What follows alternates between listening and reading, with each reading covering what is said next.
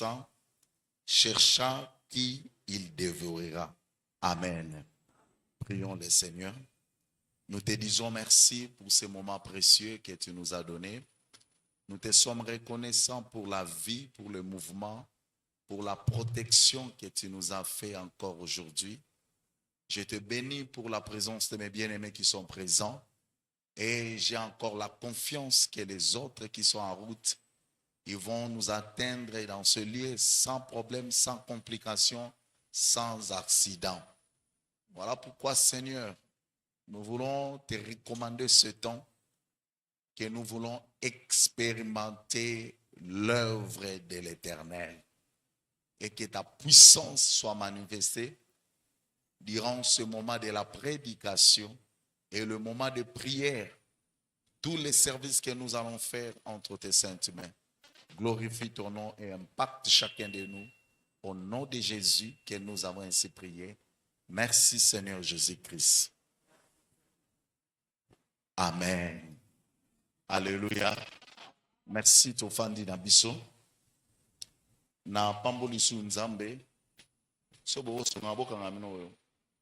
Ezo tsanga makarezi.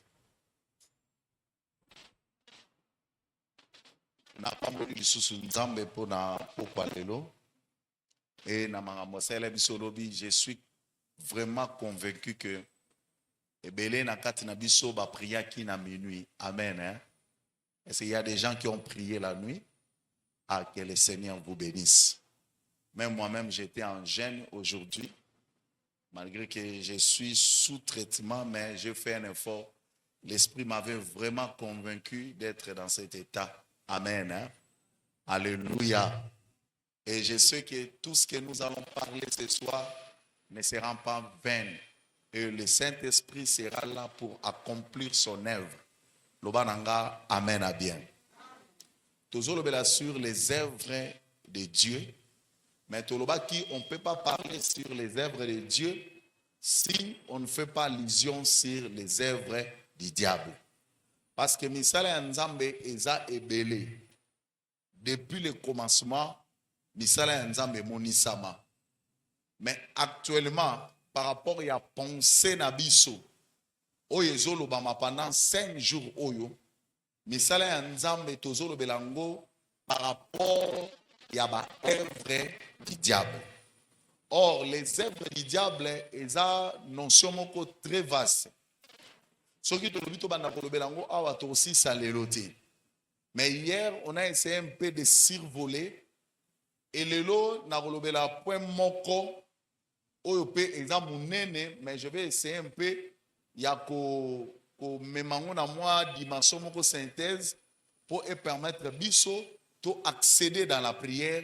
Et puis tout le monde a combien les œuvres de Dieu ils ont quoi agir par rapport à Makambouana. Soyez bénis.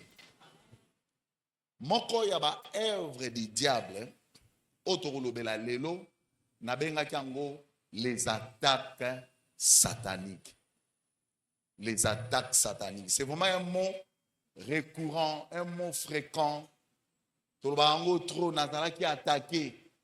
Tozala qui attaqué. Ah, buto lelo ezaki na bitumba makasi. Mais lelo na komeka un peu couper sa moi synthèse. Na likambo etali bata. Premier point na biso tokolobela, qu'est-ce que les attaques ou bien une attaque satanique? C'est quoi au juste? Une attaque satanique, c'est une action du diable ou de ses agents. C'est une action du diable. Donc, soit souligner d'abord que attaque satanique est un misala ya satana. Yemoko.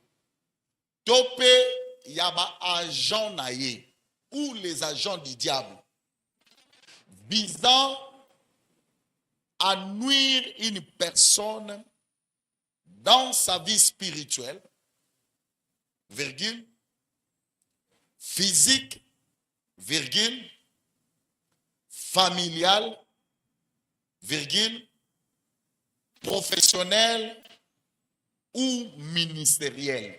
Nabandeli, Une attaque satanique, c'est une action du diable ou des agents, ou de ses agents plutôt, visant à nuire à une personne dans sa vie spirituelle, dans sa vie physique, dans sa vie familiale, dans sa vie professionnelle ou dans sa vie ministérielle. Mais bien aimé, attaque ya Satana, ezali misala na ye moko, to ya ba Jean na ye, oyo evisaka po ebebisa via mutu. Sur le plan spirituel, lorsqu'une personne est attaquée, c'est pour que sa vie spirituelle est à la détruite. Ce qui spiritualité n'a été, l'attaque peut toucher aussi la vie physique d'une personne. Les attaques, ça peut toucher aussi la famille. Les attaques, ça peut toucher aussi le bien d'une personne. Ça peut toucher aussi le travail d'une personne. Ça peut toucher aussi le ministère. Un ministère peut aussi être attaqué. Soyez bénis. Soyez bénis. Alors, deuxième point dans les alliés, les objectifs des attaques sataniques. Quels sont les objectifs oyo Satana to ba janaye bazalaka na yango tango baza ko attaquer bato. Objectif na bango eza nini? Balingi ba atteindre nini? Musala na bango eza nini? Premièrement, vous devez savoir que le diable, lorsqu'il attaque ou ses agents attaquent, c'est pour détruire la relation de l'homme avec Dieu. Donc, pour ça, il y a Satana et Zali à détruire la relation moutouazana nzambe. Que la personne a dans la source de boyoka nzambe te. Nzoka neme bien aimé. Sécurité na biso.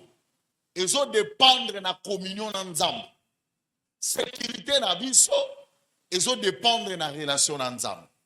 Alors, diable a dit que une personne qui est en bonne relation avec Dieu, et que ça est difficile à toucher Moutouana. Soyez bénis. Voilà pourquoi il va soumettre la personne sous les attaques. Pour que cette personne a perdre cette relation. Deuxième objectif, c'est pour voler les bénédictions de l'homme. Lorsque le diable ou ses agents attaquent les gens, ils allaka po ba yiba mapamboli ya bato. Et bato bele bazomona mapamboli na bango volé. Bato bele bazomona mapamboli na bango e banaki koya na sima nango bo ebungi kaka pongo. Tout simplement parce qu'il y a eu une attaque. Troisième raison ou troisième objectif, c'est pour empêcher l'accomplissement de la destinée. C'est pour empêcher l'accomplissement de la destinée. Mais bien aimé, la destinée d'une personne, il fait ça la mabongo. Maintenant, le diable a dit qu'il a changé de destinée. Mais Abundi Saka dessiné par les attaques. Je vais expliquer très bien pourquoi l'élo. Parce que plusieurs chrétiens sont victimes de Makambo. Donc le diable combat les destinés afin que destinés à monter kokate. Yango bona mutu moko azoka ba prophétie ba pesaï. Azana ba promesse mais akufi a mon yangote. Au bona mutu moko tant que dans la vie chrétienne, il y a des choses au balobelaï. Mais après un certain temps, tout simplement parce que il a été victime, il y a batak. Oye sala ete lelo, moi asimba misala na nzambe na vie na ye, exact. Soyez bénis. Quatrième objectif, c'est pour décourager les croyants. C'est pour décourager kolembisa ba croyants, kobaïse bango. Yaya, il arrive des moments où tu peux te retrouver à un niveau oyo makambo nyonso ozosala ezosimba te. Vi onire ozoforce. Oyebi même na Bible eza na ndeko moko na Psaume alobaki eloko wana. Alobi ce qui fait ma souffrance eza que nazomona ba méchant bazoprospérer. Mais na vie na nga loboko na Nzambe eza lolenge mon côté. Yaya na yebisa yo bitumba ya vie na yo ezali po elembiso kosambela. Loba nanga amen a bien. Na mona mutu azala tellement attaqué. Va faire soumettre na maladie. Va boire mbasu. Va prier foi papa mbasokei. Yami balé. Papa ekei yami sato depuis ba bande zo simbate. Maman vraiment ba yeko solliciter ye ba ke no salisa ye pamba. Atenda. Mais bien aimé, namona musali na Nzambe, un évangéliste puissant. Mais babwakela ye mbasu yaya. Mbasu babenga mbasu nyoka. Ezo mata. Excusez-moi le terme, azo sala kaka na bilamba. Na kena kotala mona mobali nazo lela. Bapia ba l'église des noirs, ba yo ki sangwana ba yo kotale na ndako. Ba bi pa na biso tata, biloko eza biloko pamba. Abi na ngabi papa, obi na koma ki séduit, na kende. Mais Nathalie Gaga, nga évangéliste. Alléluia. Donc le diable, n'a yebiso aza muninga na yote. Ce n'est pas ton ami. Bat comment ko sanga diable, diable aza auto bakate, Satan mwana mabe, Satan, akonyata yo. On est dans nzembo yaya. Et la plupart bat ba nzembo to ba kuta na mystère ya Satan. Ba kitaka. On ne blague pas avec le diable. Et je te dis en passant, lorsque Dieu a chassé le diable avait pas perdu la position, mais il n'avait pas perdu la puissance. Il était descendu avec sa puissance, mais il a perdu la position qu'il avait au ciel. Mais il est parti avec la puissance, parce qu'il a matière ensemble. C'est une zamba pesi mutelo konzamba boto la suite. Mais seulement que l'autre one ko beba, que l'autre one ko sala manolenga babe. Lobananga amen à bien. Voilà pourquoi j'ai pris ce soir. S'il y a une personne, autrefois il était charismatique, il était puissant, mais après les attaques du diable, il a connu des moments noirs de sa vie. Je prie ce soir, et dans la boutique, il y a restauration pour Nayo. Makambo Nzambata na vie Nayo a restauré Amo. Soyez bénis. Et cinquième et dernier objectif, c'est détruire les familles et le ministère. Lorsque le diable attaque une personne, à ça la pour détruire ma famille. Parce que la famille, c'est le socle. La famille, c'est la base. Et il cherche à détruire les familles. Il cherche à détruire les ministères. Parce qu'aujourd'hui, si un homme de Dieu est soumis aux attaques, l'église est comme des brebis perdues, des brebis égarées. Et c'est ça l'objectif du diable. Pour faire soumettre Naba Sali Nzambe, Naba réalité sur les attaques. Lobananga, amen. Alors, troisième point à relever là, les caractéristiques des attaques sataniques. J'espère que vous avez ça va? Vous comprenez bien? Et non, que ne peut pas faire un fond et matière. Alors, on a limite comprendre l'étape très bien. Il y a trop de commentaires. Amen. Hein? Alors, quelles sont les caractéristiques des attaques sataniques? La première des choses, les attaques sataniques sont souvent invisibles à l'œil humain. Sont souvent invisibles, c'est-à-dire, ils n'ont pas si on comprendre que Makambo ozo vivre. Mais bien aimé, Satan soka ye ko attaquer yo, akoyana maseke te. Longola image na o que Satan azaka maseke. Natanga livre moko, il est venu libérer les captifs. La deuxième version sur préparer la guerre. Moi, dans mon soir, j'ai expliqué comment il s'est marié avec Lucifer. Abi, si tu vois cet homme, c'est un homme beau, brillant, autant il mis nos kokate. Bien, moi, Bible que le diable se déguise à l'ange de. Donc, parfois, les attaques sont invisibles à l'œil humain. C'est-à-dire, et qu'on a la passe dynamique sur la moto. On comprend que ma camo n'a pas vivre, ils abattent. Soyez bénis. Oh, soyez bénis. Moutako a la soumis na malade.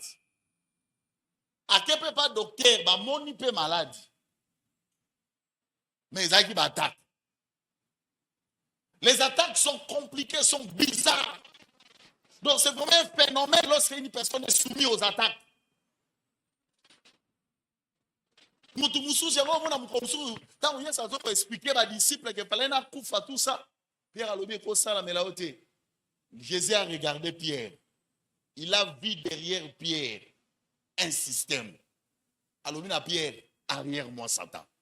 C'est-à-dire, un enfant de Dieu, il faut comme la dimension de comprendre les attaques. Amen à bien. Il y a moi dans la vie, il conseil n'a soit pensant. On dit ma son normalité.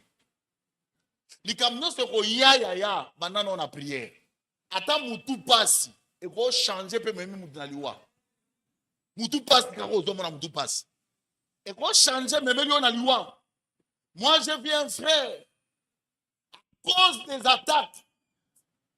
Ah son na lobelo siko bona lo bataka na koma point na pe na bandela. Le frère en question bazaki na vie na bango normal na kati ça. Azo vivre mais maman na bango azaki na kisasa te maman va na intérieur. Maman à la restaurant munene na intérieur a soutenir na bango. Après un certain temps, maman ko tomber faillite. Ayebi si bana na ye mwana kokaso ezate frère azalaki awa aotanga na inikini maman mutazo soutenir azaki obligé kata classe. Ba yokali ye na leki na to kita kuna na intérieur to ke no tala ba condition maman zo vivre so moyen ko zabiso to tsema mabo. Effectivement, tant bah comment qui maman par terre. Moi bah ça la autre mais acquitté. Le frère na moi ndam il y a connaissance informatique à côté na kopa musala bangagé. A combien informaticien na place moko. Alors, abandi ko évoluer après un certain temps maman koufi. Alors moi bah autrement va regagner qui ça c'est à la idée. Le frère s'est marié là-bas. Tant bali abati binaye asala na musala wana benye moi si penanda kubana pe bazoya muko mususu bande konanga auti musala azoya na mzela pendant qu'il marchait amoni moto moka seneta kima yango asutuka alamuka 5 jours après azara na hôpital ko babuka et ça la marane nini moto wana nzoka ti ya kima na moto na tutaka makasi il y a perdu la connaissance, le colébou kana. Basala opération, tile faire attirer la témoin. C'était une attaque satanique. Mais ce qu'on tali place de Outeli, au rond du matin de Outeli awa. Vous savez, le diable pour attaquer une personne, à quoi il y a comme une saboté, à cause d'un système, à quoi il utiliser même la personne que vous ne pensez pas, que le diable peut passer par lui. Amen à bien. Deuxième caractéristique, les attaques, elles cherchent à affaiblir la foi. Tant que vous attaquez les autres dans la vie à Moutou, caractéristique dans la vie de la rapport, foi à Moutou est quitta. Moutou a fait une foi. Yango mona batubuso mona a umeli na nzambi. Mais à combien de points oyoke makameti mbasute wana sala mingi na bato ba kola na bonzambe omona musala nzambe mais ba faire soumettre na batak moko ya pauvreté Makambo marchaka te. Il y a pauvreté ça mabe. Parmi les œuvres du diable, c'est la pauvreté. Si on avait le temps, on allait parler aussi sur la pauvreté. Mais bien aimé, au moment où on a passé. Ah, la pauvreté, la pauvreté. Et rappelez-moi l'issue, moi, je passer une fois dans la vie. Pendant une période, na connaîtra dimension de la pauvreté. Na maintenant comprendre le phénomène en côté. Les choses ne marchaient plus. Au salané, au salaté. Donc bon, les amis sont aux zuikaka, au keka au futindaku. Turumola la nzala na ndaku. Madame ina zemi. Ezanga na mama moko pe a sonam. Mama wana ayela abisoka apondu. Toli apondu. Lelo bole pondu na loso, lobo lia nguna kwanga, lobo lia na fufu. Pendant une semaine obeta pondu yaya. Tala pondu basanga na ngote. Pondu yaya. Yaya. Bokoton ba toure bandaki. Oya ye muso azozela. Oya ye muso azozela. Mais bosa nini? Na poko na ngosu bosa nini? Bobetia. Obike tellement passé l'équipe. Tolozu idée tolobi to bana kote kata mai. Tozu mona musala moko aba na kote la biso mai aba o ba mai aba sachet o le ba te ka 50 fois là. Aso bisi biso tala tuka munene. Yaya to pesi mbongo atuka. Obike akenda na mbongo wana. Yaya, yana makamusu soke komela yo nanu te. Okoyeba dimension nango te. Mais bien aimé, ceux qui ont soumis la bataille, ont souka na vie. On n'a pas qu'un vino souki. On y a nzamba yebiote. On y a yonde comme on a yo malheur. On y a yonde comme on a yo échec. Parce que tu es soumis aux attaques.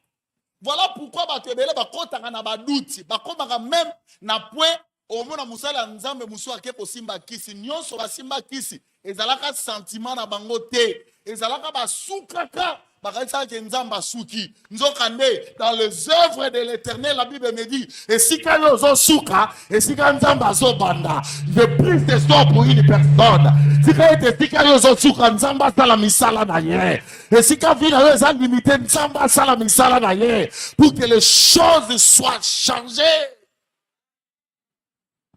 Moi, je crois à la possibilité de Dieu. Et je crois que je peux me réveiller bien, mais je peux dormir avec l'argent. Je crois. Je peux me réveiller, il n'y a rien à manger. Mais koruba koya.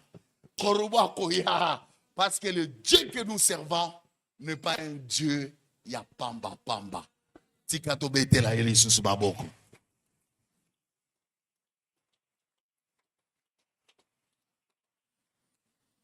Caractéristique, monsieur Ezali, les attaques produisent le découragement, la peur et la confusion. Lorsque une personne est attaquée par les diables, objectif Ezali motowana akoma découragé, akoma kotambola na kobanga. Il arrive des moments où tu as la peur même de la vie. Au moment où tu as telemi mabo azobanga na kobala. Azobanga même pour ça les locaux parce que à mon até akobandela wapi aosuka wapi. Voilà pourquoi tu as besoin des œuvres de l'Éternel. Elle cherche à empêcher l'accomplissement de la destinée. C'est ça ce que nous allons parler bientôt là. Alors avant d'allober sur les différentes formes yabatak nalingaki d'abord nalobela comment reconnaître une attaque satanique? Nengeni okoko reconnaître que vina yo ezana se attaque satanique. Est-ce que mon c'est le mot d'anga? Oh, est-ce que quelqu'un est avec moi? Vous êtes? Allez, croisez les bras. Est-ce qu'on peut acclamer le Seigneur? Bete l'ensemble maboko. Basigne nini laksaka ke naza attaqué. Eza ebeli. Mais na ko citer même 5 ou 6. Pour misusu na kolobelango bien. quand je vais parler sur les formes des attaques. Soyez bénis. Signe ya liboso. Ezali une opposition inhabituelle et répétée. Ce qui n'a vu na yo, une opposition inhabituelle et répétée pour les écrivains. Ça va? Hein? Une opposition inhabituelle et répétée. Ba opposition moko oyo omesana na ngote. Pe ba opposition moko répétée. Yaya, o comprenera te na vie na yo, okutanaka na opposition. Batu ba telemelo mabe. Makambe simba te mabe. Eloko nyonso yo sala etombaka na zéro. Makambe nyonso yo sala ekutanaka na bitumba. Soki na vie na yo, tu réalises que il y a toujours la répétition des oppositions. Parfois les gens, parfois les circonstances, parfois les réalités. Yaya, dis-toi dans ta tête, il y a une influence liée aux attaques sataniques. Oyo izo salama na kati ya vie na yo. Est-ce que tout le monde comprend? Deuxième signe, les cauchemars récurrents. Yo na butu, ba butu na yo mingi, olotanga makambo compliqué. Néanmoins, zo betelanga li solo, bake na fête et puis bake matanga plutôt. Dès ça la bake kunda matanga te ebembede ha. Obino bengaka bain de consolation. Ah qui ça c'est bain de consolation, c'est mutako za la consoler na damage. Moussou azo langwa muninga olela. Pendant les bains de consolation, papa siège jamais. Il doit na biloko kolia. Alingaka liate, atalika ka influence abatu, bilanda landa mabe. Allez. Na butu azongi na butu. Amoni bande kona bango famille, ba yeli esu biloko wana. Alia yango na butu. Abi papa ndenge na lia yango na butu. Na comprenate. Yaya. Il y a des gens, la nuit, ils ne dorment pas. Dans le livre, il y a un événement qui est à côté, il y a un ouest africain.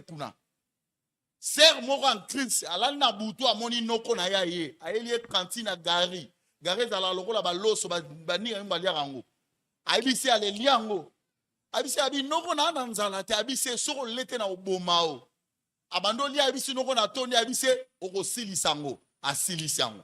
Noko azwi sous deuxième cantine ya gari. Lia yango ale. Troisième lia yango ale. Tama lia yango asilisi noko akeyazo sekaye. C'est ce qu'on a tongo la muki, alors ça tient net libu mesani. Et ça retourne. Habité. Notre habiente. Ayez-vous dans la passer na bas.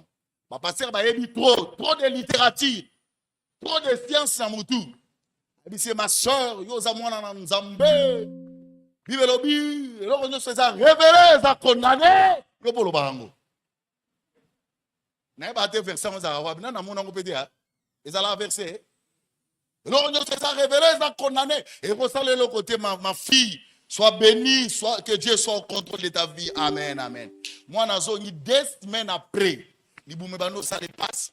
Passe, abando sans amakila. Ma même en hôpital, la sœur a koufi. Dis-moi, c'était au juste c'est quoi? C'était une attaque. Nenaye bisayo. Réalité, est dans la boutou na yo. Et là, ça état spirituel, il y a vie na yo. Na ba réalité yo za ko vivre. Tangu yo lota kozo lia. C'est une attaque. Tangu yo zo lota ozana mwasi ozana mobali. C'est une attaque. Tangu yo zo lota bazo landa yo, c'est une attaque. Mwana mwana zo se ngabi papa na lana butu na moni ba meminga na kingasani. Pa ba koko na biso na moni ko ina kati ya réunion. Bazui mutu moka kufa ba tie na kati. Ba ebisinga na kata musuni na lia. Na boyi ba forcer nga na lia nga na ebise ya yo komi ndoki. Okomi ndoki. Okomi ndoki. Mais bien aimé, les attaques elakisaka bapreuve nango na bandoto babutu oyo makambo oyo omonaka na butu yo na butu ka balandaka yo bakolanda balandi omona opumbwe napumbwaki heureusement napumbwaki yo ozomona yango normal, mais tu ne sais pas que ce sont les attaques. Et je vais te dire en passant, l'action nyonso au monde a tenu benga kosala na vie ya mutu ba préparaka subconscient ya mutu en avance. Yango omona mutu muso omona okomo yo kaka ba posa mune to kufa omona netika ki na kufi yaya ezake bazo préparer ba ondimiso na liwa avant. Yango il y a des choses il ne faut pas accepter ça. Kolinga ngote lobalanga amen a bien. O ngaso na loti makambo esala maka keba yo nani omi mambu mikudi keba yaya peut-être osala na kati activité bandoki oyeba te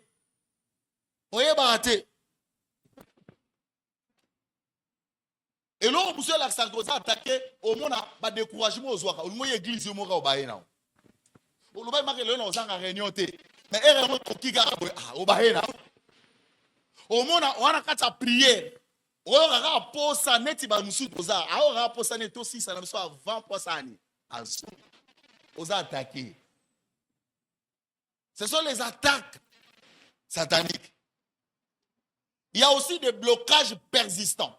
Lorsque tu remarques que dans ta vie tu es toujours bloqué, makambo na yo eza toujours ya kokangama, yeba ke oza victime ya batak. Il y a aussi des tentations anormales. Tu subis des tentations. Yozo mona neti ke yondo za kitoko yango kutana na opportunité ona yaya eza batak. Santa na yebi ke na point wana en vidéo.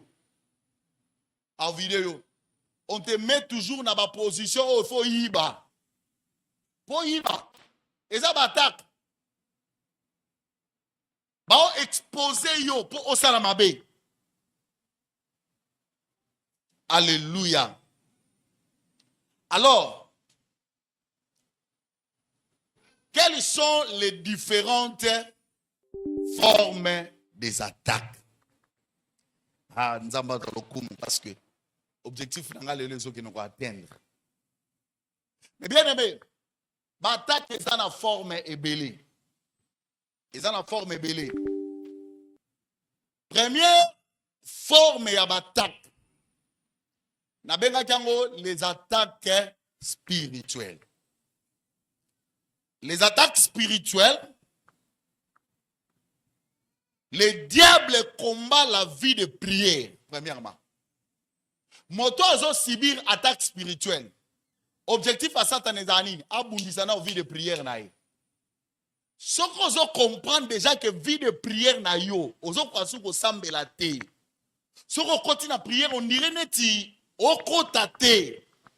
Yeba ko komi attaquer. Au diable a yebi que ce qu'on komi faible na prière. O komi à la merci na ye. Oh, c'est celui qui est capable de prier. Il est capable de tout. Le loba na nzambe ba komi kozala attaquer na vie de prière avec des distractions. Entre autres les téléphones. Entre autres la télévision. Le média. Na ba moment normal. Ba na nzambe ba komi ka distrait. Akota na WhatsApp, akota na TikTok, akota na Viber, akota boy. Tango yekoma era prière, akomi ko somnoler. Yaya, si tu n'arrives plus à bien prier, sache que tu es victime de l'attaque spirituelle. Non seulement la prière, mais il y a aussi la vie de la parole. Lorsque tu n'arrives plus à méditer la parole, excusez-moi les termes, excusez-moi la question. Nani depuis la mouka na tongo ti to komi a méditer ki Bible le lo ko la sata musab. Papa pasteur, tala bana na yo. Nani a méditer le lo na tongo lelo. Depuis tonga tanga e Bible. Tombola musabi yaya, tombola nzama pambola yo. Eza la vie moko quotidienne. Tata pasteur, au moni bio so toza ara deux personnes. O ba méditer toi na musala. mais biso tokolaki tozalaka na bible ya kosomba mais lelo bato balalaka na bible batambolaka na bible donc akomédite bible même na bis akomédite bible même na toilette mais baosalela yango te mais téléphone ezanga améga te pour être en contact avec le monde extérieur. Mais pour méditer, le diable aujourd'hui, dans le christianisme, il est en train d'attaquer les chrétiens en matière à parole de Dieu. Pour que les chrétiens, il y a beaucoup remarqué, les chrétiens qui sont devenus faibles, comme on a ça en Zambie. Attends, l'obili kamwe, ça est là au souté. Pour nanini, parce que on est devenu fort en prière, mais on a pris la parole à nous. Or, la force d'un chrétien, et vendit ça la prière, la parole. Mais bien aimé, le fait que au salimiko le belo méditerraté, il y a sous les attaques spirituelles. Non seulement ça, il y a aussi le problème, il y a qu'on détruire la vie à un sacrifice. Les lois chrétiens pour nous gêner comme un passe. Au moins, na un estomac, na boye, na la sambe la ran zambe. Abasara ba problème et yaka pour va gêner bien. Moi sommes dans un problème hein. Attends un estomac au bout ya kolia. Pour ça n'a pas problème. Mais si on vit ça normal. Nena mon frère mon boité ma fille ça normal. Asu ba frère ba gêner la raye. Na le balanga to le roi vie kondo. Yo lia ba mburge ngana gêner le yo. Oh gêner pour la vie na yo moko. Alléluia. Yaya, moto famille bunde la pona vie na ye. Famille bunde la. Ngana bele la o estomac. Yo non voit. Yaya, sois conscient. Sois conscient. Tu verras que la communion de plusieurs est sous ma capacité parce qu'ils sont attaqués. Ça, c'est les œuvres du diable. Mais bien aimé, ça se manifeste par des paresses spirituelles. Bah, donc, on paresse. Ben, ça va ta prière, ben, ça va ton évangélisation. Bazala, sous-souté. Bah, chrétien, bah, on va philosophe. Comment raisonner l'homme sous? Oui, baby. Amen. Et sont manifestés par le refroidissement de la foi. Bah, perte des ailes. Bah, tu vas sous zélé na kata vie chrétienne. Na sauté deuxième forme, na relevé na souka. Comment est-ce que deuxième forme est attaque? Deuxième forme,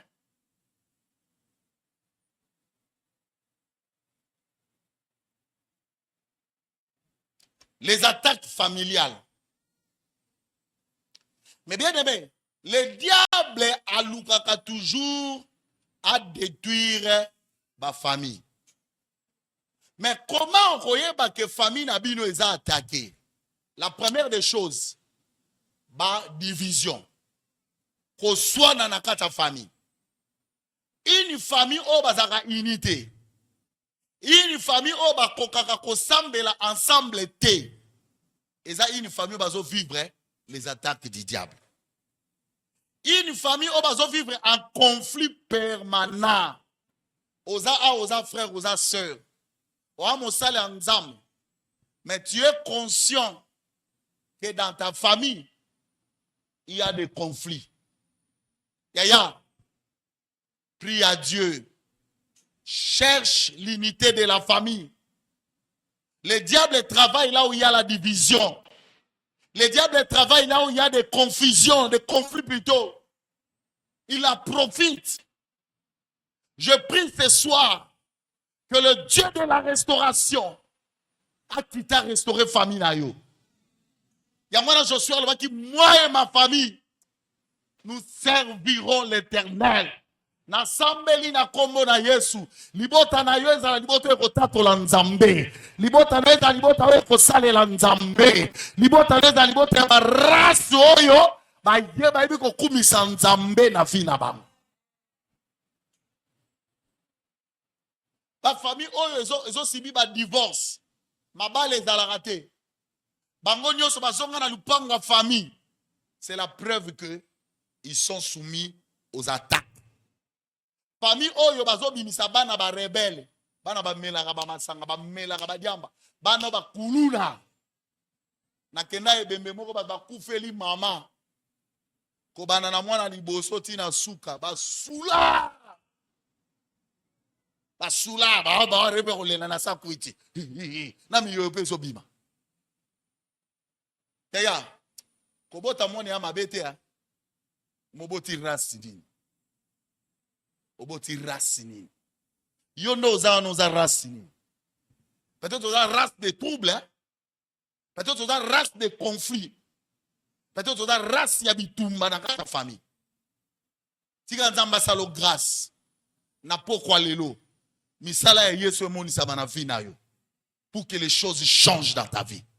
Nzamba sala grâce ni bota na yo et ça la sauver. Pour que dans ta vie, dans ta famille, division est longwa. La haine est longwa.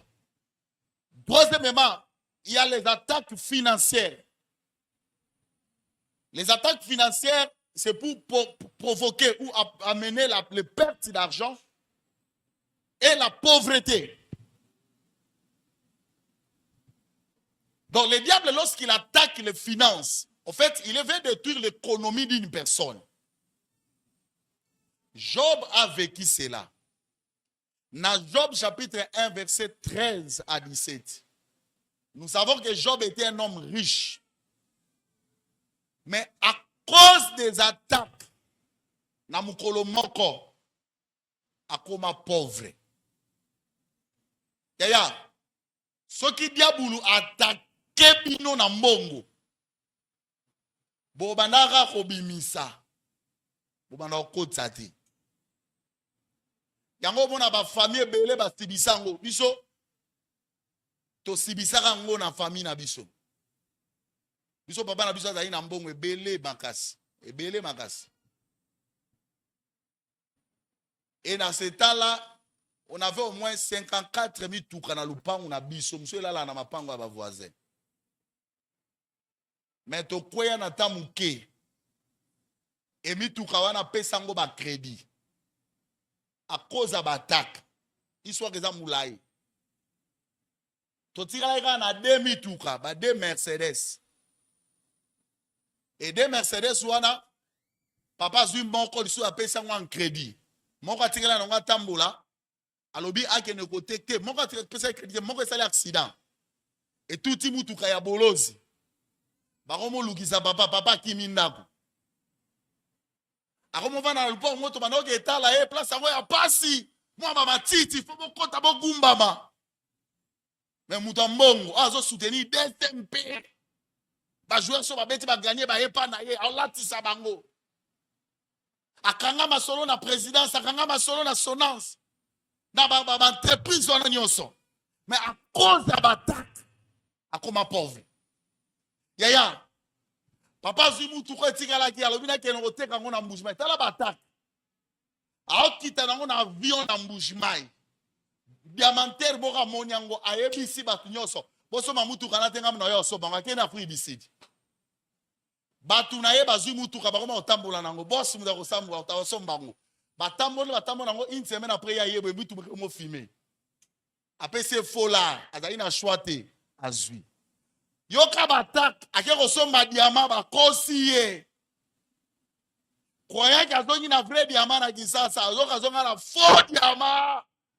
mutu azalaka tamu nene na minute muke amona makambo Job amona na yaka bolumbu na kozonga posa liweye yaya azo mapango ateka tokoma balokate tobeta 10 ans ya kozala balokate ata tofuta lupango mobima mais toyaki balokate parce qu'on a subi les attaques. Combien de familles ont été victimes de l'attaque dans le domaine de mbongo?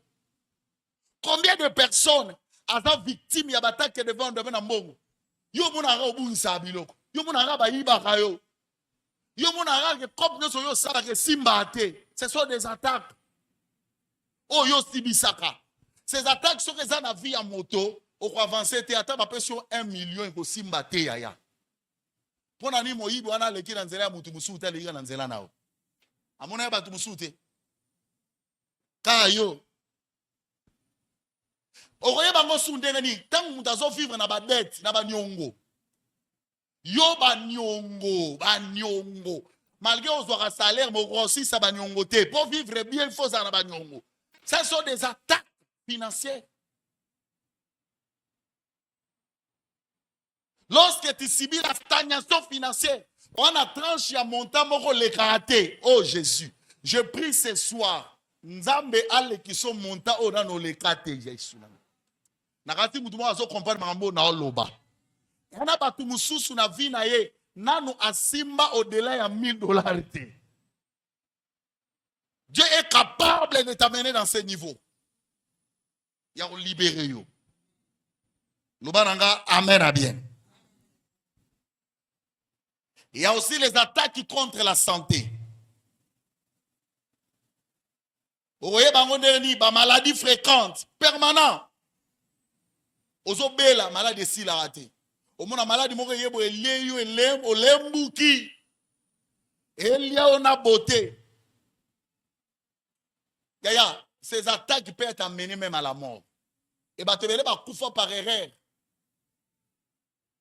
Na mona mutu mwana mwasi alingana na mobali na ye ba fiancé.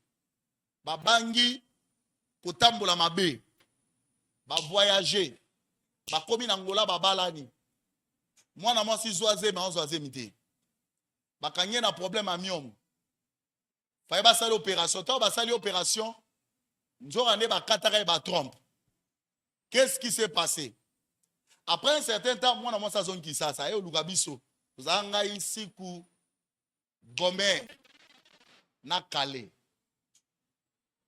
To sale délivrance na butu. Na kata nzoto na ye, to kuti batu mibale majeur na vie na ye. Muta liboso mobile na ye moko. Ye moko akopera na petit frère na ye. Ba ye bisabiso bien que biso to ba sale opération to zala ki wa to yesa ki métier wana akate ba trompe. Mwana mwasi ti lelo yo abota te. Tela yo comprendre makamona bien se séparer na mobile wana alongwa ngola ke poto. Ba mami qui est masque ya solo. A komo bimisa solo bembe bande kone ba yo kangote ka ba voisin. Même na musala mwasa les athées. Era batu musuba bisame ba solo musuba ka tango solo mulunge. Era solo ya ba démon. Lié na ba attaque pour ba boya ye. Ces attaques peuvent toucher ta beauté, peuvent toucher ton être, peuvent toucher ta santé, peuvent toucher même le domaine de la maternité. Je prie ce soir, Jésus-Christ qui est El Rapha, d'intervenir à une vie qui est malade, à une vie qui est en défaut, à une vie qui est en problème, que l'œuvre de Dieu et se manifester dans la vie. Voilà. Tu vas sortir guéri ce soir. Lobananga, amen à bien. Nazongeli siko ona sotaki. Les attaques de la destinée. Comment le diable attaque-t-il une destinée? Mais bien aimé, Diaboulou alingara tene na loba ine bandeli awa. Destiné à monter s'accomplir. Je te donne un exemple. Dans Genèse chapitre 37, vous allez voir un enfant à l'âge de 17 ans. Nzamba azo pesa azo lakisa pina ye ndenge fala ezala. Na kombo a Joseph. Alotisi ndoto. Mais ye moko azali na capacité pour interpréter te. Aye na ndoto na pa bandeko na ye. Tala ndoto na loti. Bango moko babandi ko interpréter donc ngolo banini biso to gumba mela yo. Bayini. Moko mso aloti ndoto aye na ngona papa na bango. Papa tali yo keba. Donc ngai maman na yo na bandeko to gumba mela yo. À cause il y a une ligne tracée. bande kone basala mission babomai. Heureusement pour cet homme, na miso bande konaye asa kufasi babosana. Papa asalaka matanga po bayelaka elamba ya makila. Nzoka makila wana ezaka makila ya mutu te. Ezaka makila ya nyama. À la place de faire matanga ya Joseph, yazo kasta Joseph nzoka osala matanga ya nyama. Oh, Joseph akenda kuna. Nzamba tambola naye. Na osambela na pokwa lelo. Na stima matea oba Joseph moko babima. Na lobi na stima matea oba Joseph moko babima. So eza na destiné moko eza kombati. Eza na destiné moko so lukaba effacé. Na lobi na pokwa lelo. Nzamba lola a faire du soleil yo lokola Joseph. Place à l'écart qui va n'y kola ye. Mais à du sola. Ba côté même na prison ya mabe. Mais à du sola comment mon kondi. Soyez bénis. Yaya. Dans les attaques de la destinée, tu dois savoir qu'il y a 5 catégories de destinées ou des opérations sataniques dans la destinée. Il y a 5 catégories de destinées que nous devons savoir. Et je vais vous montrer comment les diables fonctionnent dans le cadre et comment un peut être protégé. Vous êtes. Tous ceux qui aiment bien, hein? Ok. Première catégorie à destinée. La destinée ratée. La destinée ratée. Mais bien aimé, Satan a changé destinée à Moutouté. Mais il peut combattre destinée à Moutou pour destiner Wana. Ils ont raté. Et vous en avez. En fait, le diable a yé baralobi à Moutouté. Mais à Santaka. Que Moutou Oyo a une étoile. Moutou Oyo a un lobby à ma classe. Maintenant, il va faire de sorte que même Moutouana a raté destiné naï.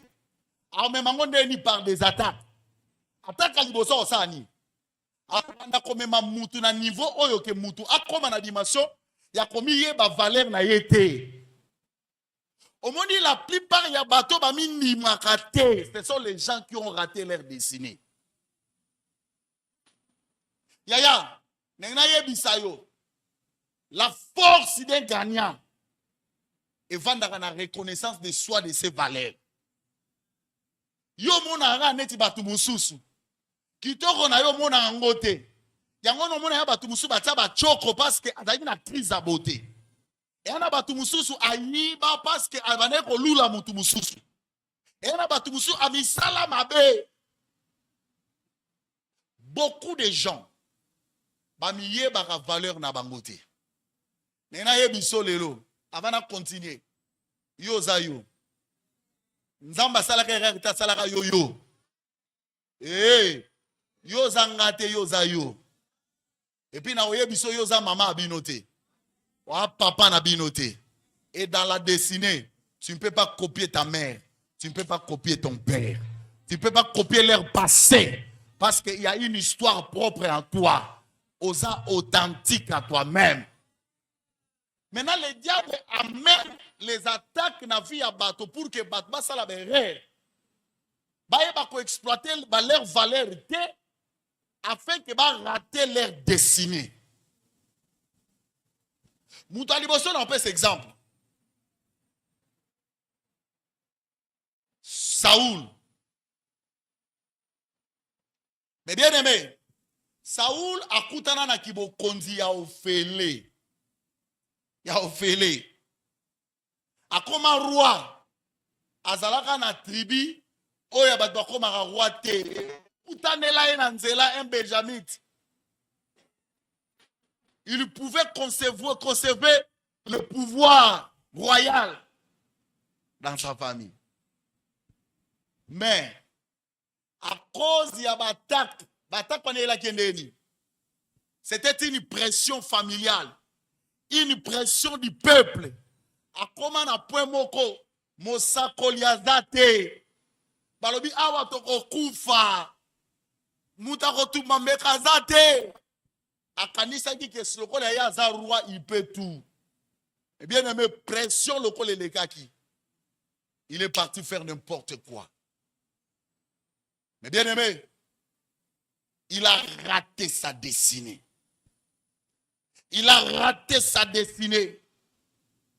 Et il a été remplacé par David, l'homme selon le cœur de Dieu.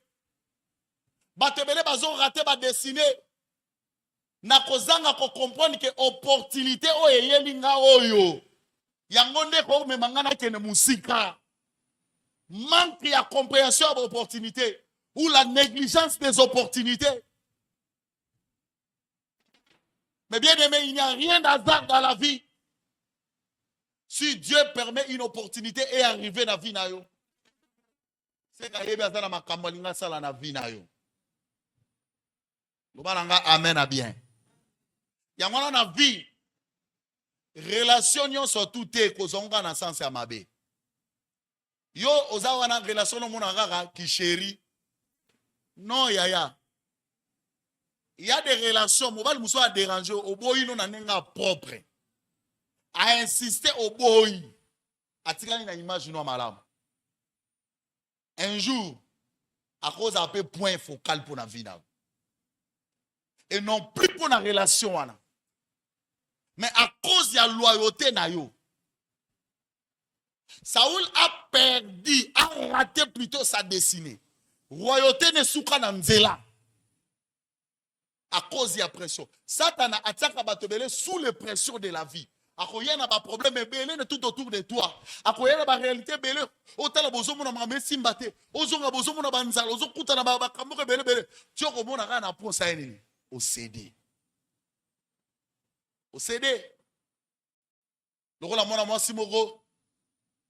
Mona na nzamba pambola e. Azali na université moko na Kisasa. Akomi na année terminale na médecine. Directeur yaye. Quand on sali travail à côté ici, directeur à lobby, pour valider le travail, il faut te coucher. Moi, ça boya. Vous que année wana a rata collation. L'icolo est directeur. Ano e Golanda. Azago obligé à changer directeur. Même si moi changer aux athées. Si ma prière directeur yemo mouté me kiti. Ayebi se na comprendre quoi moi nzam. À libérer. Mais au moins, elle avait perdu une année. Combien de bateaux banimaka échec était na vie? Au moins, on a eu échec à qui va supporter ta CD.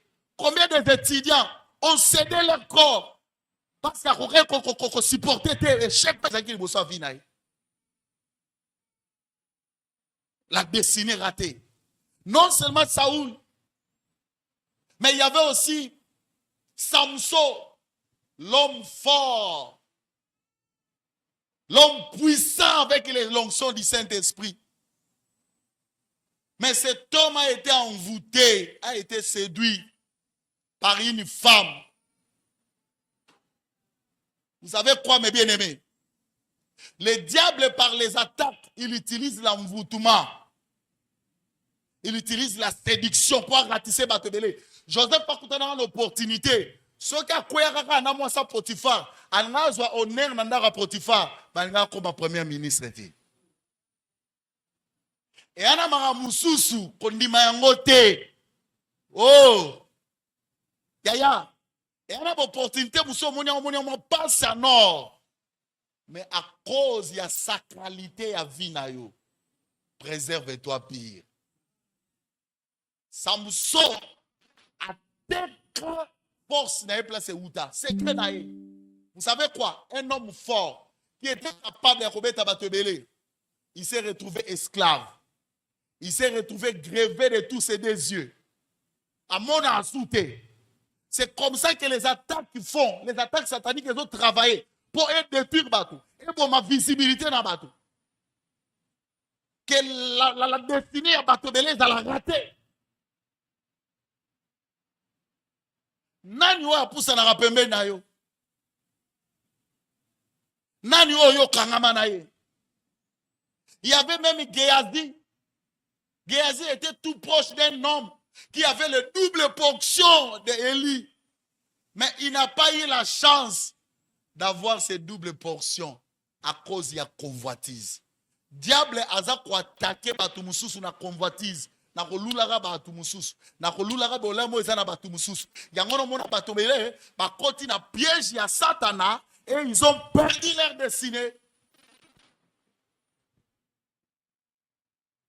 Ils ont raté leur destinée. Deuxième sorte, ou bien deuxième forme à dessiner. Deuxième catégorie à dessiner. La destinée qui ne s'exprime jamais. Il y a des destinées, mes bien-aimés, où ils s'expriment à rater. Pour s'exprimer, il faut le banine. Destiné à motonio se fait gala. Motonio sonne na destiné na il fait loba. La destinée parle. Et parlera comment? Par les exploits, par les actions, par tout ce que toi tu vas faire sur la terre. Ne destiné no bana loba. Alors, diable a utilisé l'attaque pour faire taire et réduire en silence une destinée. Je vais donner un exemple. Mutuloko la mutu aliboma. Yaya, batunyo so tute bakoma maboma po basimba bakisi. Il y a des gens oyo bakoma maboma parce qu'ils ont été victimes. Il y a bataka Satana. Parce que ba monaki étoile na ye. De ba frapper na giboma. Mwana moko ya muke. Bazaki na mboka libanda, mama na ya botie. Mwana wana zaki kitoko pembe koleka bandeko de nyonso. Mukomusu mama zo melise biberon. Tanga melise biberon ponge zui mama. Mama lali. Papa ye akuti mama lali. Mwana zo bimisa ba fulufulu. Na tete ya biberon na limunoko. Oh! Mais nini boy? Na comprendre te, to meme na hôpital. Mwana ana ti le koma kizengi. Atikala kizengi. Parce qu'il a subi une attaque. So tali mwana wana omona kana kizengi na ye, akoza mona mayele. Bato ebele attaque ya Satana ekanga munoko ya destiné na bango. Et quand on ndenge nini omona mutu mususu aza brillant mais azaka na maladie moko bakoma maladie abela maladie moko bekoma lokwa maladie ya vie na ye et bloquer vie na ye. Nous avons perdu notre grand frère comme ça à l'âge il y a 5e primaire. Mbala moko bana ko bela maladie ya ndeke. Malade wana tie boma ye na a force a kokweya akoma kusanza makila tia kokufa. Beaucoup de gens omonika azotambola mais destiné nesi bakanga mona munoko moyen eloba lisusu ezate. Mais bien aimé,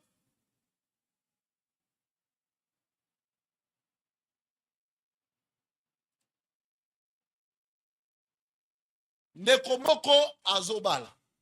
Ah, Jésus. Azobala. Basali mamnyonso na famille. Baye na église. Bato bazolizela ba mari bazoyemba. Mutuka ba mari. Babi bobozela to sisa ba cérémonie nyonso basilisi. Bayebisi ba musicien botanzembo ba mari bakota. Basignalé ba mari kane ba mari oh libala. Mobala baniko s'apprêter à quitter. Moi ça bando ba na ora bien te. Fongola ngana no soutien fongoli. Na ora bien te. Ya bien te wana moi ça kufi. Avant ba kota na église ozaki na kata fête. Et comment qui transformer en deuil. Il y a des destinées qui sont combattues pour qu'elles s'expriment. Si comme il a point à s'exprimer, il faut dessiner et subir des fautes.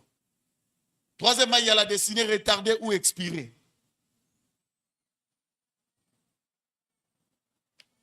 Il y a des destinées retardées ou expirées. C'est-à-dire ce sont des destinées oyo et ils ont un retard dans l'accomplissement d'ango. Et ils ont un retard n'engeni. Au moment makambo ya destiné na ye ils ont comme la ye ça comme fatigué. Et il y a un retard. À ça comme kolo. Batu mususu mariage abali na ye mais abali na âge nini. Aboti na ye mais aboti na âge nini. Il y a des destinées comme ça. Azuine musala mais na âge nini. Na âge à vieillesse. J'aime beaucoup Caleb Azo et Bisa Josué. J'ai encore de la force comme au jour d'autrefois. Je prie que le Seigneur te fasse grâce. Qu'au moment de ta destinée, aux en avoir pleine force. Au vivre yango en pleine force. Il y a un âge pour tous mes bien-aimés. Même pour les âge où ils pour jouir dans les mariages. Amen à bien. Alléluia. Il y a des destinées découvertes très tôt et entrées dans sa possession. Mais une fois arrivé au sommet de sa gloire, il succombe. Dans le but des destinées découvertes très tôt et entrées dans sa possession, une fois arrivé au sommet de sa gloire, il succombe. Et on a des destinées mususu oyo mutu a découvert avant à kota nepe nango. Mais tant qu'on a sommet, gloire n'a s'éclater, à subir l'attaque, à succomber, soit par une mort, soit à tomber dans la chute, soit à tomber malade. Je donne un exemple de Rachel. Rachel était la femme aimée. Il y a Jacob. Mais tant que Jacob a linga bala yeboye, ba salié G, ba lekisi Léa. 14 ans après, ba balié.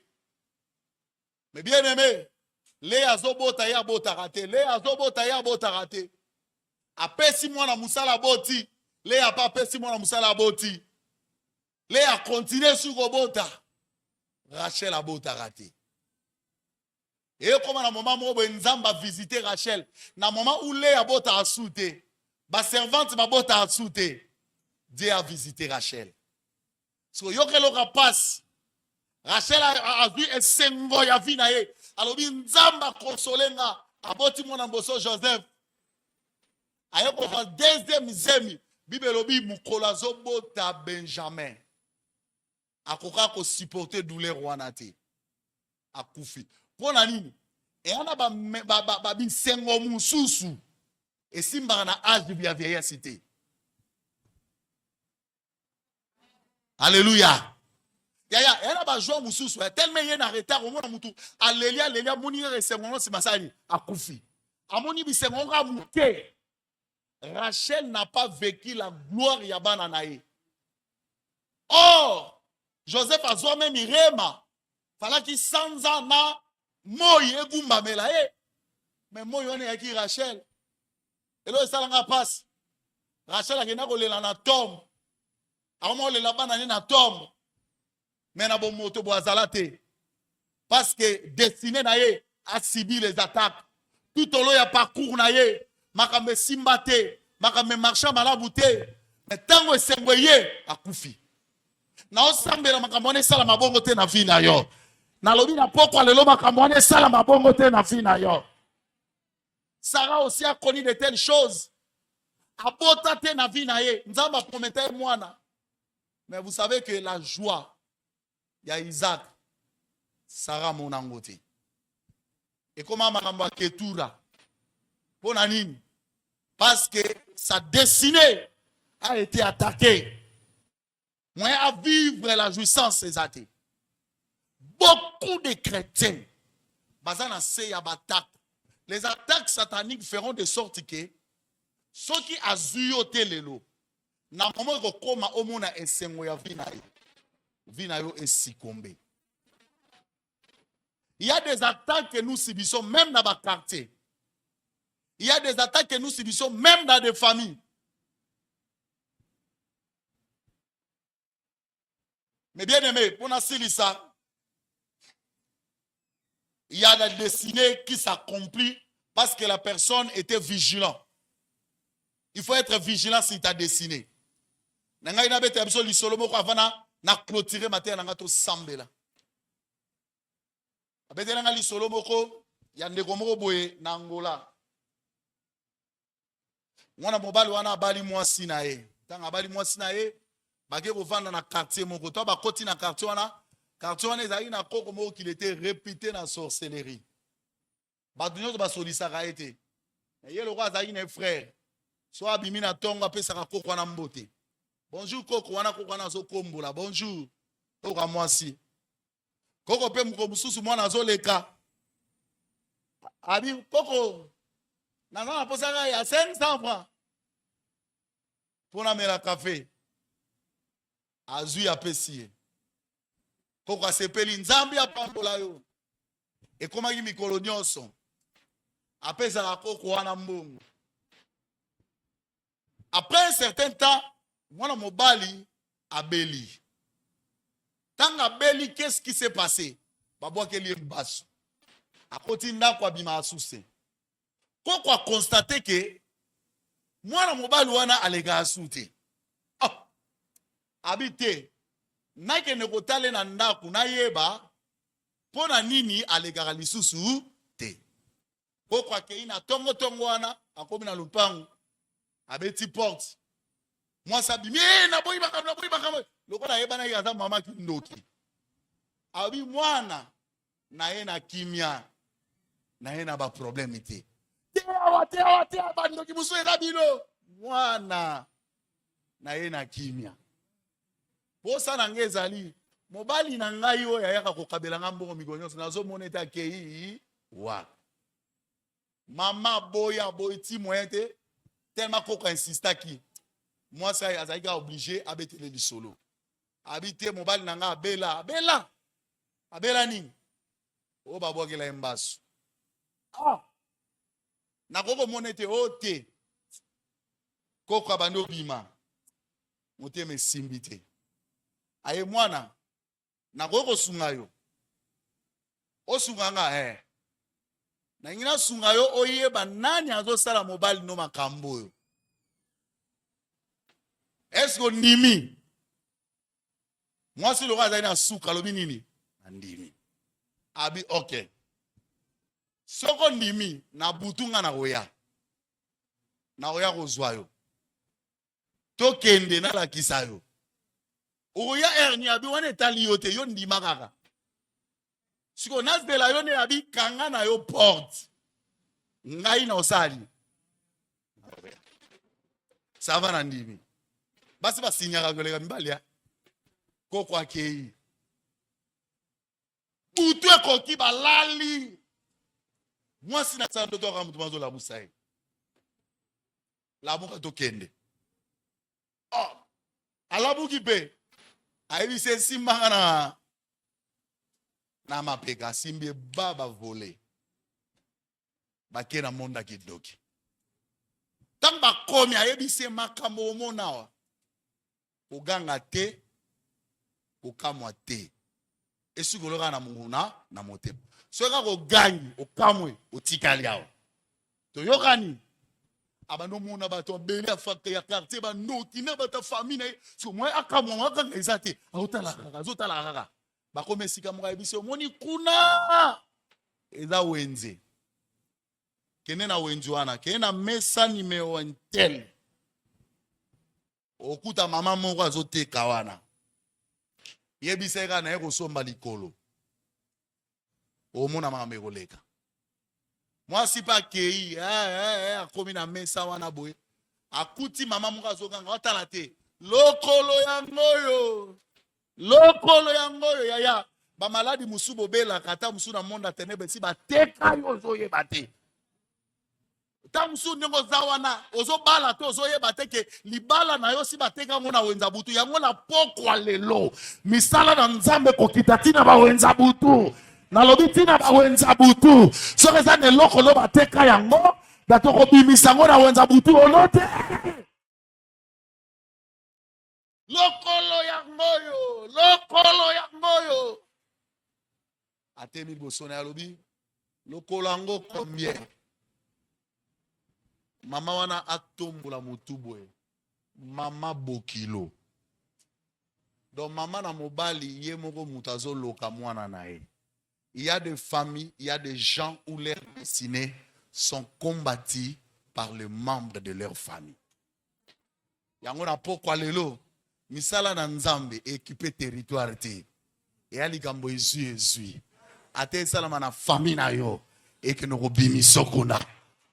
Mais bien aimé tango asali kaka bongo mama wana mbala moko agangi ya gangi te azongi na malembe ayepa kokwa na ebisi omoni alobi na moni aye kozongise na ndako na tongo nango yaya mwasi azokoka te akosipote te amona mobali alamuki normal mobali atamboli bayokaka sango boye mama bokilo akufi. Je prie ce soir moto nyonso aza na base ya bitumba na yo na pokwa lelo liwa elanda ye na deklare mabele yokanga mabele fungwama emela moto wana na deklare na pokwa lelo système nyonso eza tout autour de ta vie etika yo ono te.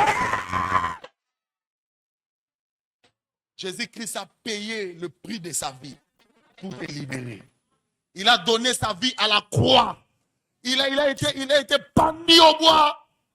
Cet homme, na âge à 33 ans, a balate po yo bala. Nena yebiso, ozana do bala po yeso atikala ko bala te. Atikala ko bala te po yo bala. Atikala ko bota te po yo bota. Adala tina musala te po yo zo musala. Yangwana ye moko Bible lobi, il s'est fait pauvre.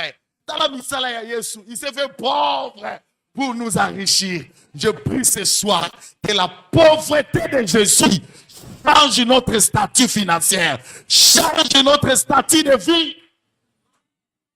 Tout est possible à celui qui croit. Voilà pourquoi la Bible nous dit, par ces maîtres-ci, que nous sommes guéris. Quelle que soit la maladie, Yango Bible bengi El Rafa, l'Éternel Dieu qui guérit de toutes sortes de maladies. Je te dis ce soir, et y a un malade morote kobimawa, et y a un malade morote kobimawa. Tika muyana nzambe simba yo, tika muyana nzambe simba yo. Mon père agit, moi aussi j'agis. Mon père agit, moi aussi j'agis. Ah, lève-toi là où tu es. Tu acclames le Seigneur. Tu acclames le Seigneur au télémétrie Kozali.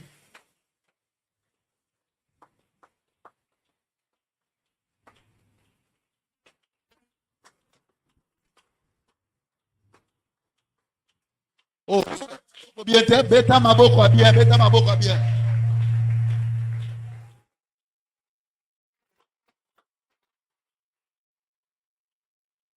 Okay.